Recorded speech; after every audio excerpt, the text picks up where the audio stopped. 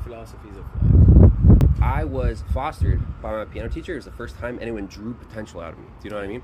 And I was thinking, how much better would my life be, everyone's life be, if you had someone to foster you in all the ways that matter, right? And that's what this question does. This cross-section of the humility of death and the efficiency required to live forever in competition with everyone else. That's the answer to that question. I don't know, that's what I was thinking about. Sorry. It's okay. It'll come back to you. Let's switch. Let's talk about the game. Oh, shit. What I'm were garbage the at texts that. before that? What were the texts before that? What were they? You want to read them? Yes. Here, I'll show you all my recent conversations. Brightness levels. Okay. Brightness is all the way up, but it is. You want to see Selena? Not Serena, the screenshot you sent. I'm trying to give you guidance Which girl was that? that is generalized. You sent something about you missed me, something. You're right. I pushed too hard. That was a hypothesis that I had before you said that, and now that's a confirm. Do you know what I mean? 100% dude. Like, I wasn't sure. this is my opinion. And it got a response. And That's she's cute. like, That's nice. she's really pretty. This is what she looks like. She's probably taller than me. She's definitely very bad, so she gets a lot of messages. She's 140 likes on her post or whatever. She's pretty. She gets a lot of messages, but she chose to respond to this because it evoked a response from her. It was non-threatening. I feel like these texting games are a lot different than in-person games. Absolutely. I've also been picking up on that. It's a different arena because that person is not in front of you. They're not reading it in real time. There's no curation of a vibe. There's no environment that is gonna. They could be reading your message while sitting on the toilet taking a dump.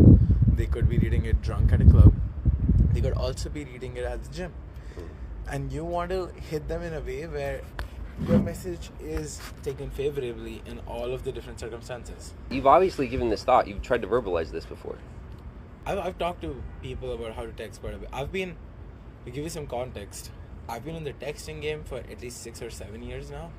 Back in high school back in high school, I used to text a bunch of my friends' girls for them.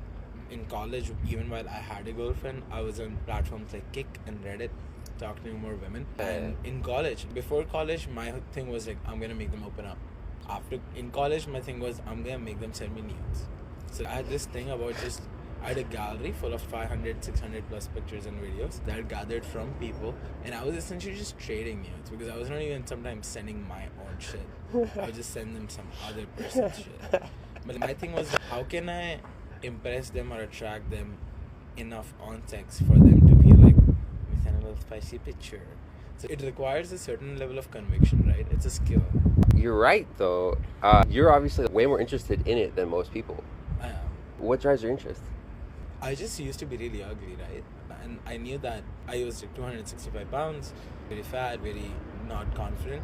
But I had really good personality, which meant in person, my crew, I was always with the social architects or the cool people. Again, SF is too big for there to be one cool group, but think of a closed environment. Think of a high school with 5,000 kids. Think of a college with 60,000 kids. Think of a summer camp, 100 kids. So all of these are closed environments, and I wanted to be, but I was the part of the cool group, right? So I knew that my personality was on point. Then I was like, how does it translate to the online world? So texting was one thing which I was exploring. Got me a lot of success. There's this girl. She lives in Arizona. I added her randomly on Snapchat. Started texting, and she was like, "You should come out to visit me. You're really interesting. Let's get on a FaceTime." We got on the FaceTime. Turns out she worked at my friend's company. Turns out she works in the same team as my best friend in Phoenix, Arizona. They have known each other for 3+ years, and now we are doing a trip to New York together. It's that girl, me, this girl, and another girl. That girl is pregnant. So the fact that this girl is ready to meet me, get on a call with me while being a random on Snapchat, it requires a certain level of skill. I do this a lot, dude. Like I shoot so many shots, and like not on dating apps. Dude, okay, makes so much more sense now. I've added a couple hundred followers in the last few days, and like texted a bunch of those girls, gotten 4 dates, just through text. This is all game before you even meet them. Girl wants to drive down from Sacramento to come see me, and I've been texting her for 7 months now, and it's not like a lot of active investment. It was a long game. What got you into this? Dude, you're a tenacious motherfucker. I think a little bit farther than most people do. So most people are like, here and now, what's gonna happen right now? I'm gonna plant a seed here, and based on the environmental conditions, it's going to grow. Sometimes they are in those relationships for the next 2, 3, 4 years, but then one day I'm gonna get out of it. Maybe never will. Yo, you obviously get something that I don't get, because I would be so hopeless. I would not put effort out that far. I don't have effort out that far. I see the Selena thing, dude. You fumble. I knew that there was gonna be a time when it would happen, but now there's no happening. What do you understand that I don't? What is it? What's like you like single piece of information? I think that is just like you have a different perspective. It's the faith in human nature, and when I say the faith in human nature, I mean the faith for change. We are all capable of change. We all change. That's the only thing that unites all of us. Change. You're an optimist. I'm an optimist. But And wow, you are going to change. Yeah. Some people grow up to become really attractive. Some people become single afterwards. Some people become more available. One of my friends, dude, she was my first white friend in this country, right? Like, the thing is, you're gonna be kind and good and kind with everyone. Like, there's a potential. Everyone has a potential. Every person has a potential to be your best friend, or every woman, if you're in a woman, has the potential to be someone you can sleep with. I'm gonna give you one more example, right? This example is gonna blow your mind. This girl, Annie, my first white friend in this country. I came here in August. In November was the first Thanksgiving, and she took me to her home, right? She was already in a committed relationship for a year before this, and she has been in that relationship even now. But in 2024, I went back to college. Mind you, I met her in 2019, graduated in 23. She and I kind of parted in 2021, 22. In 2024, I'm visiting college. I'm like, Annie, I'm gonna meet in town. You wanna meet up? She was autistic when I had left her. She was a Christian waiting till marriage. Didn't smoke, didn't drink, didn't like to go out. 2024, I was in Champagne for exactly 14 hours. I went out to a bar that night and I told these people who wanted to come see me to come through. She came to a bar. She stayed with me till sunrise. I went home with her.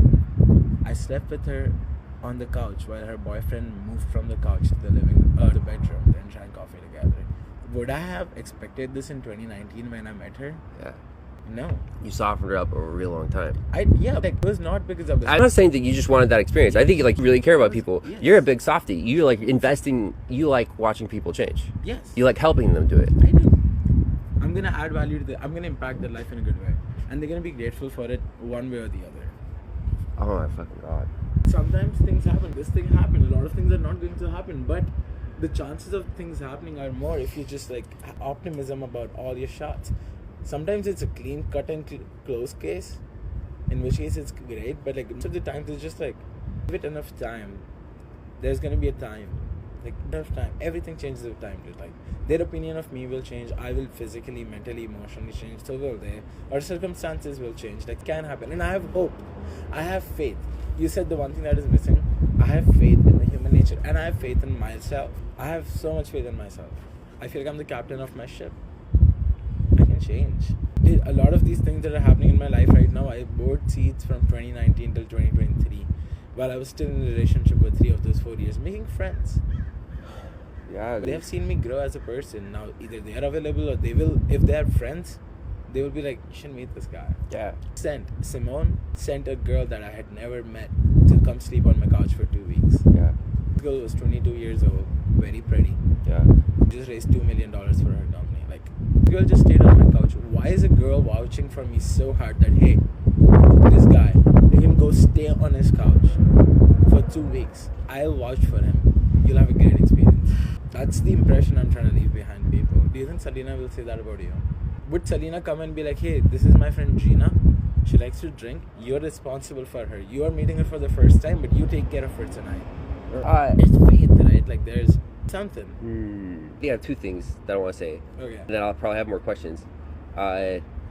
First is, why? I had 2 things. Okay.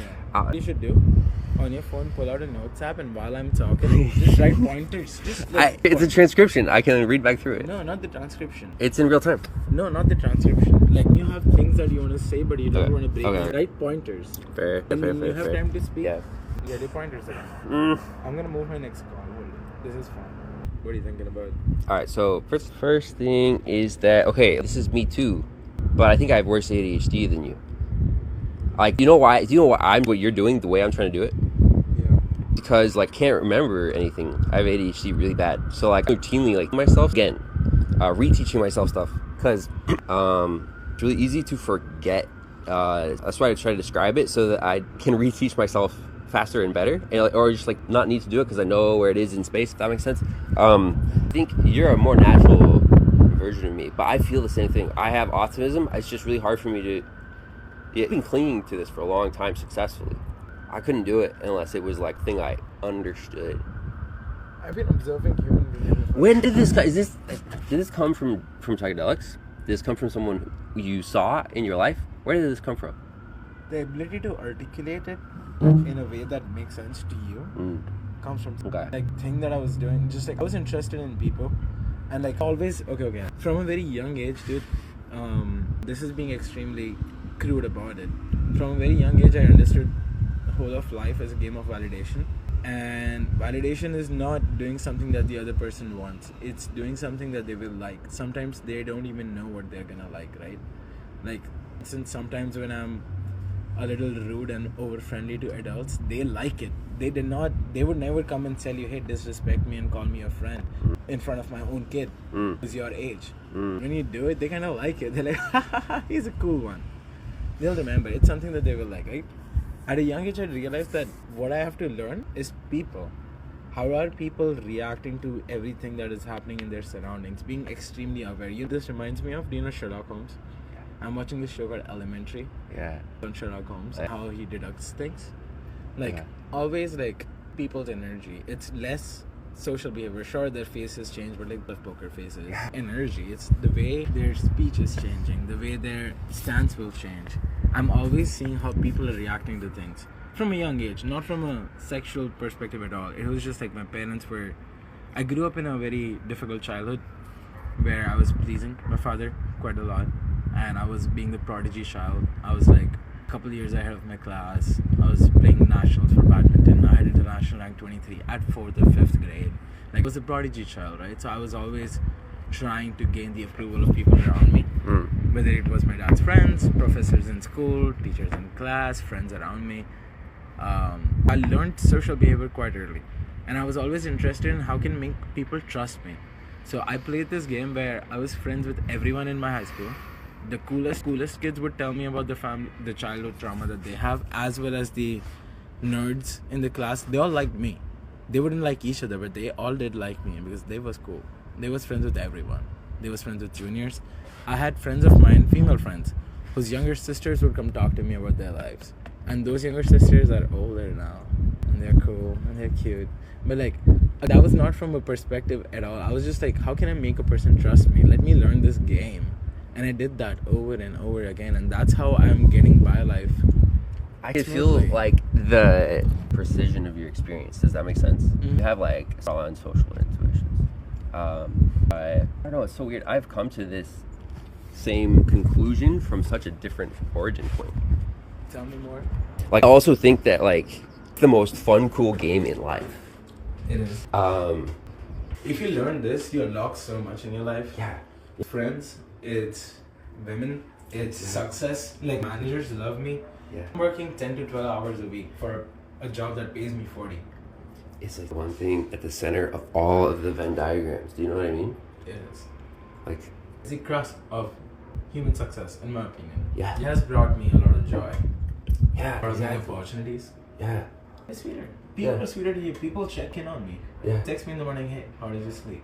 Yeah. I'm not asking this back to them, but like, in their heads, they have formed concern. These people who people call cold. My advisor in college, every single person who had her as an advisor called her cold and ruthless. This woman, Elizabeth, shout out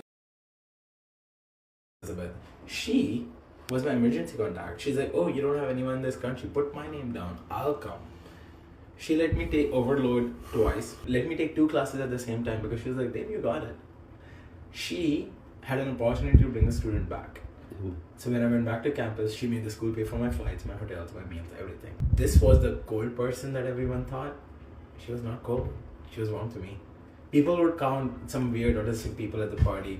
They would call them weird and not talk to them. An autistic person would like me and I would go in with them as well. Everyone should feel included. It's coming from a place of love, not a place of trying to get something from people. It's more outward. But it's a law of attraction. It comes back to you. The love you put out in the world. All right, so let me ask you a question. How much weight do you put on hanging out with people who are more or less cool Because I think I've observed this. I don't think you put very much weight on it at all, and it has both. It's surprised and delighted me in a way that is like, I can tell you're onto something there. I don't know how to verbalize why, but I think you probably could. You intentionally are not just trying to reserve your attention for the coolest, hottest people, and it brings you reach. It does. And I think every other person's first intuition is to hang out with just the coolest, hottest people. And I don't know, what can you verbalize why you do that? Let's first differentiate between the cool and the hot people.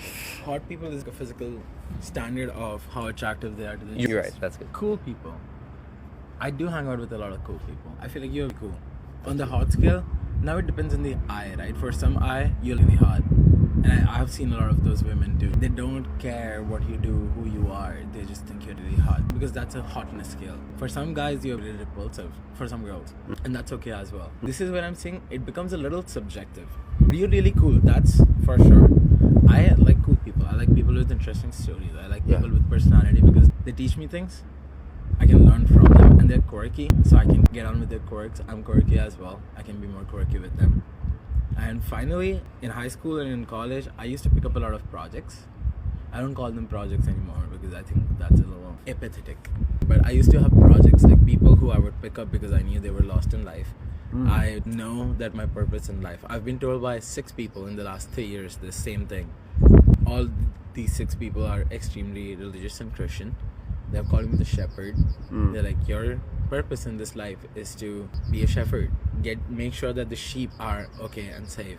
Yes, that's what I resonate with that. I have unconsciously been doing this for a decade now, where I would just get in the sheep and I'll be like, I'll take care of you, I'll show you the way, I'll make you feel better about yourself, talk to you about the problems you have in your life. I'll be a therapist friend, as people like to call it. But I think everyone has a good story to tell. The hottest people, I don't know, I do talk to a lot of hot people too, don't get me wrong. But I feel like hot and cool normally don't go hand in hand as much. People who are conventionally very attractive fail to be cool because they never had to develop a personality. Well, actually, I guess here's what I mean. Not hottest in the sense that you personally are interested in being around people who are, quote, beautiful. I just mean that I think there is that hotness in terms of social interaction. Seems like it's a disproportionately weighty variable. And a lot of people, gravity well, people organize around that. Whether it's like the next biggest thing behind just being open. Being open is very important. But after that, it'll be hot. I know. Jake is open. Jake is not hot. You don't think so? He's pretty. Hot in the social influence thing. Pretty, yes. Yeah. Like physically hot, yes. But when you think about the social dynamics, Jake is very open. He'll hang out with anyone. But he is not hot. People are not calling Jake, hey Jake, where are you? Let me come there. I will call Jake and Jake will come. And Jake, I can call Jake anywhere. He's very open. But people are not gravitating towards him. I think that's what you're talking about. The hot people are people with influence. People with a little bit more weight in the room. I think I might have a way of describing the long game. Your idea is befriend first and then send just deep, soft signals of attraction, but really slow and steady, just until they get it. Is that? I think until they get it, but if they never do, you never stop because you care about them more as a person. Yes. I'm demisexual. It's like everyone is your girlfriend. You just have a... You just don't know it. Dude, that's the most baller shit. That's amazing. Everyone's my girlfriend and everyone's my boyfriend as well. I'm not even sending those attraction signals out in the way that you think that I'm sending. I'm not even thinking about them. I'm just open. I'm always kidding until you're into it. Because if you're into it, then we gotta get a room. You know what I mean? But I'm always into it and I'm always open to it. I'm very demisexual, which means I need emotional connection before I'm physically attracted to someone, and thus friends to lovers route is what works for me. If that's not the case, I want to tell you about my ex-girlfriend at some point, but whenever you're done. Sorry. Tell me. Oh, just like the recent one? You broke up with her? No, it's 3 years ago. So I haven't told this story to very many people because I think on some level I was kind of ashamed of it. Because I dated this girl who was so ugly you would not believe, or at least I don't want to say ugly. She was just very obese and just not cute in the face, and she had the most attractive personality of anyone I've ever met, hands down, without competition.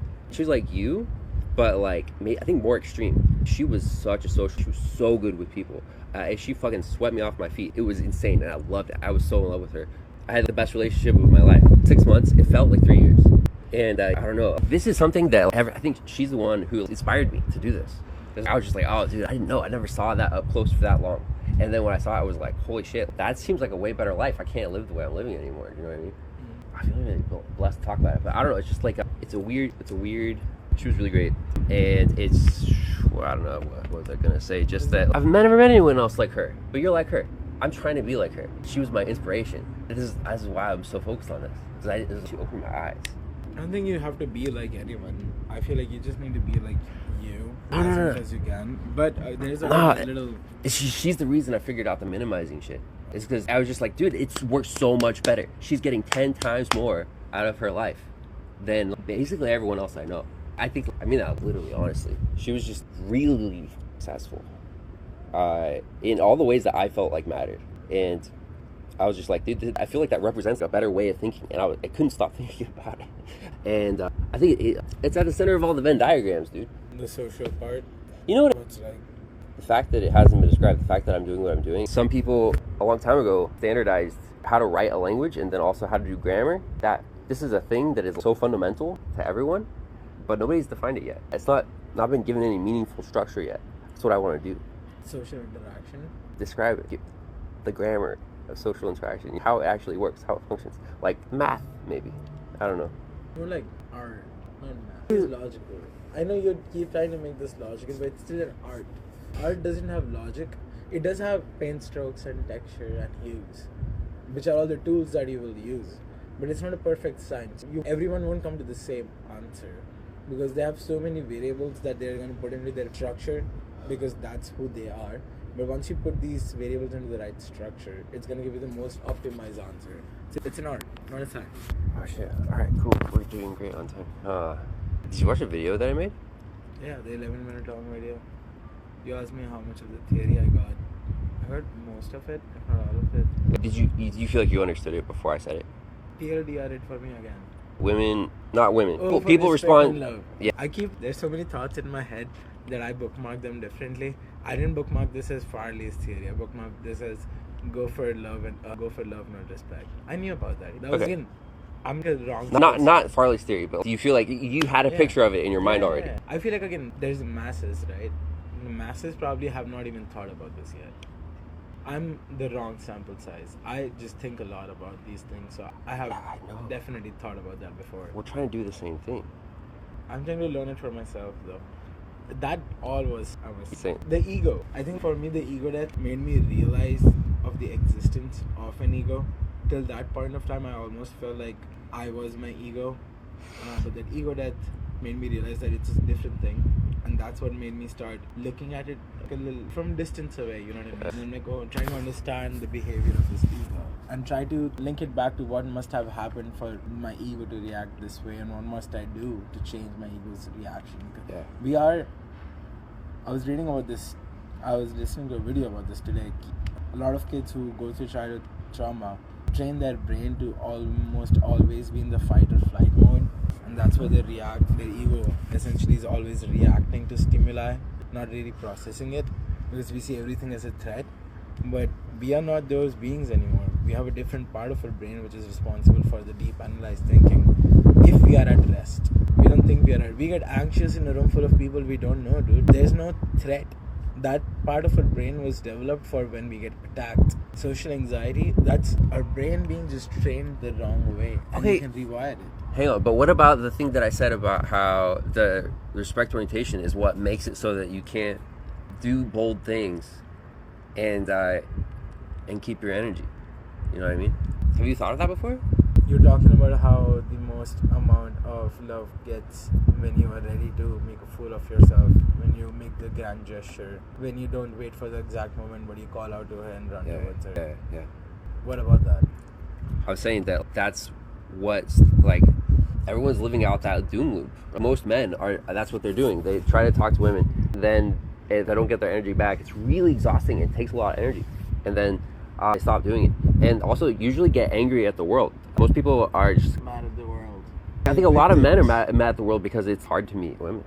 I feel like everyone has become so comfortable of being the victim in their story about how life is happening to them. I think I've said this quote a bunch of times to you. Life is coming from you, not at you. But but most people seem to think life is coming at you. They keep on going about the fact that life is so unfair and they have to do these many things, and they're always cribbing about it and complaining about what is happening to them. It's more of a perspective thing. You want to go back inside? Is it too toasty for you? Woohoo! Oh, she's living her best life. There's a brand take my phone. There's a brand sending me a product. Yeah. That's it. Give us your wildest hangover stories.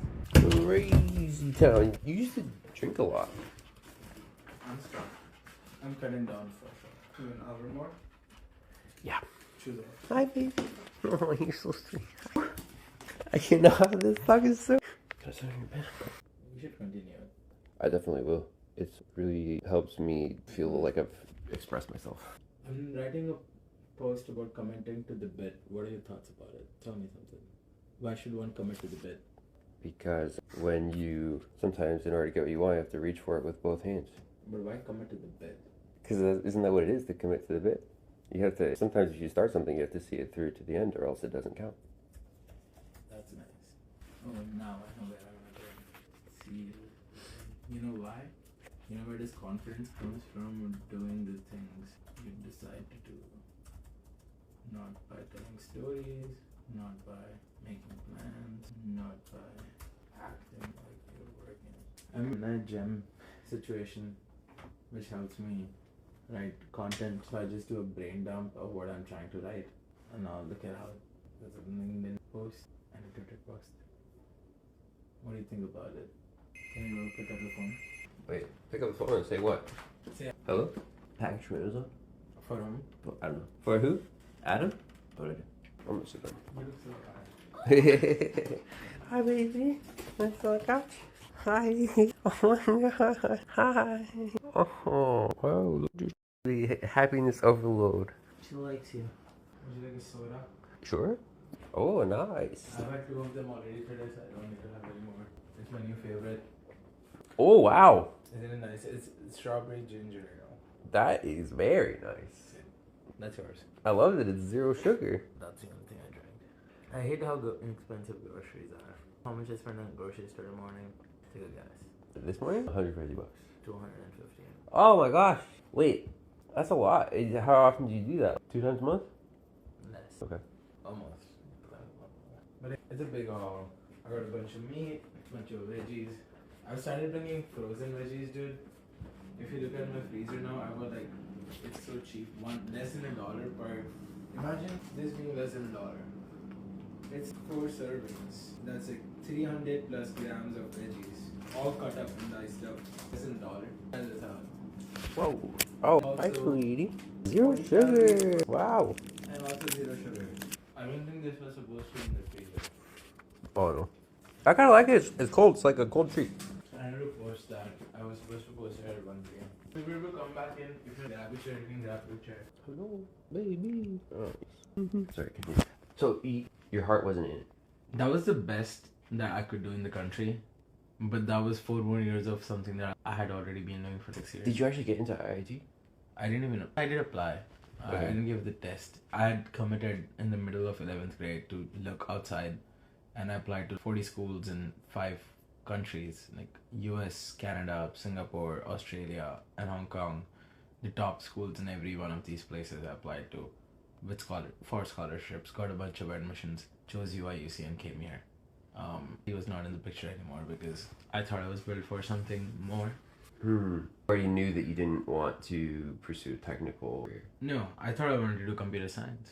I was not sure, but like I was applying for computer science and mechanical engineering. I see how you were never a nerd, but you had like, you have a, get it. I get it because when I was applying for schools, there was this factor called ROI. What degree, how much do you pay for it? What is the average median salary when you get out of school? We did the ROI calculation. For most schools, computer science was the best payout program where you make back the money quicker. And some schools mechanical. So that's the only thing I applied to. I didn't care what I was studying. It was a means to an end. So you didn't have any other choice? ACS was the most highly paying of it all. I did not know product was a thing. I could not go to business school. I had to be in the technical school to get a 3-year OPT. which is my way to stay in this country. I was not interested in electrical or mechanical or industrial. I didn't even know what those were. At what age were you like, okay, focus on getting into America? Because that was a big part of your school decision, right? Middle of 11th, Okay. like late into school. Wow. Okay, what are the influences in your life that like led you to want that? I was the first in my family to get a passport and a visa, so Yeah. I did not really have a lot of influence from external factors. It was more internally motivated. What, did you want to get away from your family or your country or something? What? I thought I could do more. Like, IIT was the most prestigious thing I could do staying in the country, but I had this calling which said that maybe I can do more than this. My family could not afford this education. And this is so much more, dude. Like, the Tell me standard- why. What about it? The standard for living is different. The environment is different. The opportunities over here are unmatched. Yeah. IT too, I'm still in India, which is like a quote unquote third world country. Yeah. So like the life I live here is a lot different. Do you mean in anywhere in America would be like that, or is it? Just, I think San Francisco is special. SF. Is definitely special. Yeah. Have you spent any time anywhere else in America? You Yeah. have Michigan, right? I was in Illinois for 4 years in Champaign. If I was there for the rest of my life, no, that would not be good. Okay, you were there and you didn't like it as much. It's specifically San Francisco is like dream, or was it like America first and then you realized San Francisco It's existed? like one cities, right? SF, LA, Miami. SF, New York are tier 1. LA, Miami are tier 2. Maybe I would put, I don't know, would you? What do you put in tier 2? Maybe like Houston, maybe no. Houston's tier 3. That's because it has bad weather. Yeah. But it's a huge city. Same thing with Detroit. Or were you in Michigan? I was in Illinois, Champaign, Illinois. You're talking about Detroit, Michigan. Yeah. That used to be good. It's still tier 3 now. Like, it's not as good as LA, Miami. Yeah. Maybe Austin. Yeah. I heard it's decent too. I would not live in these places though. That's interesting. Like I don't think I was aware because I had always lived in a small town and in smaller places with people who think small, if that makes sense. Like I hadn't been aware that it's like so different in a big city. Like the opportunities like 10 times bigger, and it's really palpable. Even like I'm not from America. I don't really know. Like I can see that like the standard of living though in like in a small town is not that much different from in a big city. Like people have I don't know all the same amenities. You know, difference like the people, city itself. Where was I going with that? I don't know. I just like it never me until I'm here. Yeah, I could ever go back to living in a small place again. I hate it. I can't move back home. Yeah. My home is such a small city, dude. Within an hour, maybe an hour and a half, I could go from one end of it to the other end of it. Yeah. There's more people. How many people do you think live in my city? In your hometown? Yes. I don't. Maybe like 100,000. An hour and a half to go from one end to the other, because it's really. So my city has over 2.5 million residents Wow. living across 162 square miles. Wow. So there's 19,000 per square mile. So that's like slightly more than density. That's crazy. Wow. Yeah. That's Yeah. crazy. Wow. It's more dense. Yes. Okay, so like that, like if you in population dense places your whole life, That was not even dense, dude. like, I but like my city to be dense. was it as dense as here? Is this what makes it? Is this what makes it good? Is the density? I don't know. Like my city is, it's a developing in a developing country. Like my city is probably tier 3 or tier 4 cities of India, dude. Like Mumbai is right. Like, Right, okay, comparison. why out your days in Mumbai? Why come here? Like, isn't it so much cheaper to live in India? Is it like what's here? I actually don't know. Like, I don't know how much more money you make or how much more opportunities you have. Like, how? Like, Mumbai has 15 times more population than SF. Oh, okay. So SF is Mumbai is 12 million. SF is actually is really like famous. Famous it is. It's really small. It's- Density is a third. So why dude, look at life. Look at the water. Look at the air. Look at the stairs and the walls. Look at the people. It's so much more exposure. There's like life is so much like sure Mumbai would be and sure I would make enough money to be a baller in Mumbai, but like I'm still in Mumbai. I'm still stuck in those sweaty traffic. Like opportunity over here to a more I don't know, comfortable is again variable. I have a lot of friends who are like make too much money in India and they're really happy. I don't think I'm that. I want the openness. I want the trees. I want the wind. And I want the people from separate backgrounds. Like I'm intellectually more stimulated here. I think that's my biggest thing that attracts me to live here Agree. longer. Agree. It would be hard for me to go to LA. For me, yeah, I think like NYC is probably the only place I really feel at home. But it's so weird, like, you know, because it's big. There's so many types in a city, but like it's palpable. There's definitely like smart people here, and it's, I mean, intellectual people, not intelligent, like educated people who value that stuff. 100%. Yeah. 100%. It's like Boston had a baby, and it was way yeah. Why Boston? Because it's academic there. It's also like that we have like two of the best in the nation, like really close by. They too. Yeah. They have Harvard and they have Northeastern. What is the second one? MIT. Oh, MIT and Northeastern, 100%. Yeah. And we have Stanford. Berkeley. Yeah. That's right. That's close. Yeah. Not as close as though. Harvard and MIT are supposed to be in the same neighborhood, right? There's a triangle with Harvard, MIT, and Northeastern, and between the triangle is where all the kids hang out. Have you been there? It's really good architecture. I'm sure. It's really old. It's cold as well. See, it's almost healed up. Oh damn, that looks nasty. But like it's healed up now. It's all crusted. Ooh, what is that for?